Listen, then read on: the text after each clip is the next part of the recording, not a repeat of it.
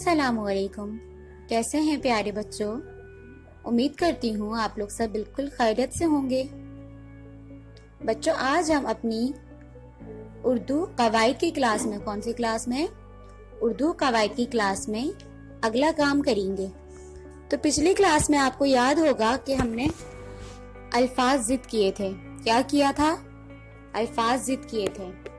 अब हम उन्हीं अल्फाज जिद की सरगर्मी करेंगे। क्या काम करेंगे?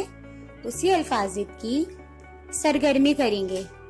तो चलिए देखते हैं कि सरगर्मी में हमें क्या करना है। तो ये है अब आपके पास असाइनमेंट में सरगर्मी।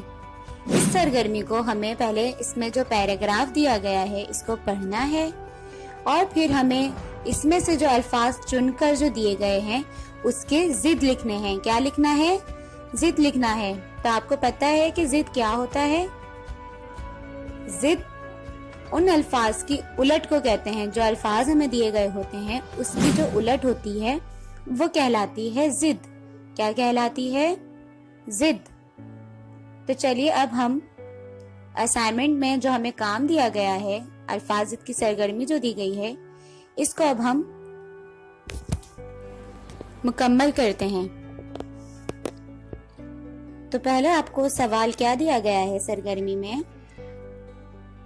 दिए गए खत कशीदा अल्फाज की जिद बनाइए।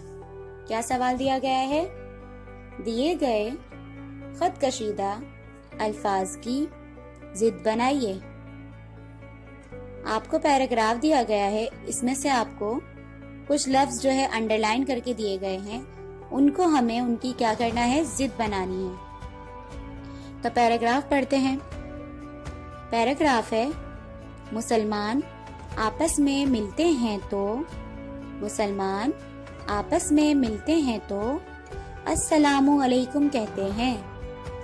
मुसलमान आपस में मिलते हैं तो अस्सलामु अलैकुम कहते हैं। दूसरा मुसलमान जवाब में वालेकुम अस्सलाम कहता है। क्या कहता है? वालेकुम अस्सलाम कहता है।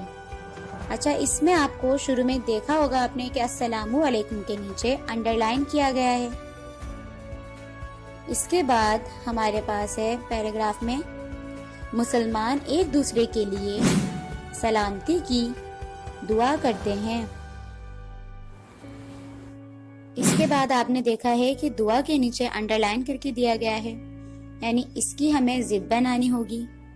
इसके बाद हमारे पास है, हमारे प्यारे नबी सल्लल्लाहु अलैहि वसल्लम ने फरमाया कि जो शख्स पहले सलाम करता है उसे ज्यादा सवाब मिलता है। जो शख्स पहले सलाम करता है उसे ज्यादा सवाब मिलता है। तो इस पैराग्राफ में हमारे पास अस्सलामु अलैकुम को अंडरलाइन किया गया है, उससे पहले मुसलमान को अंडरलाइन किया गया है और फिर सवाब को अंडरलाइन किया गया है, दुआ को अंडरलाइन किया गया है और ज्यादा को अंडरलाइन किया गया है।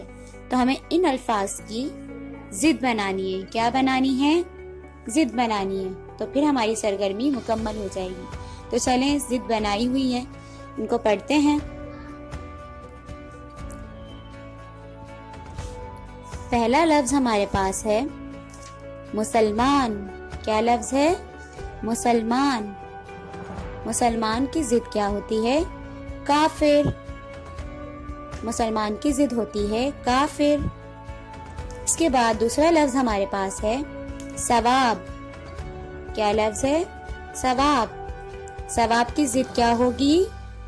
गुनाह। सवाब की जिद क्या होगी? गुनाह। फिर हमारे पास है अस्सलामु अलैकुम। तो अस्सलामु अलैकुम की क्या जिद होगी? वालेकुम अस्सलाम। क्या जिद होगी अस्सलामु अलैकुम की? वालेकुम अस्सलाम। इसके बाद हमारे पास है ज्यादा। ज्यादा की जिद क्या होगी? कम। ज्यादा की क्या जिद है? कम। इसके बाद हमारे पास लफ्ज है दुआ। क्या लफ्ज है? दुआ। तो दुआ की जिद होती है बद्दुआ। दुआ की क्या जिद है? बद्दुआ। तो ये तमाम अल्फाज जिद आपको बहुत अच्छे से समझ आ गए होंगे। تو انشاءاللہ ملتے ہیں اب ہم اپنی اگلی کلاس میں. تب تک کے لیے اپنا بہت خیال رکھیے گا. اللہ حافظ.